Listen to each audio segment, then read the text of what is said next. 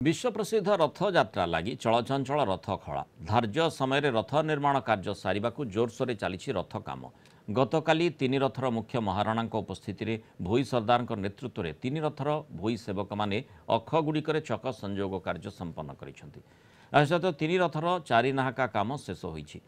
तासह तीन रथर महाराणा सेवक मैंने रथर चौपट कार्य आरंभ कर रूपकार सेवक मैंने तीन रथर 33टी कोण गुजरे रूप खोदे शेष कर एबे तीन रथर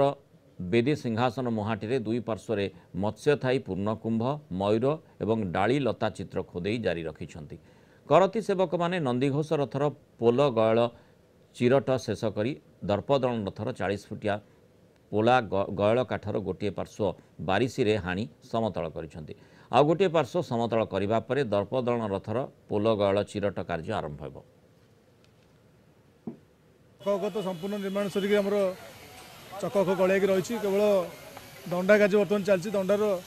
5 दंडा कम सरला केवल मुहाटी संलग्न कर पार्श्व दंडा कम चलती या भर आमर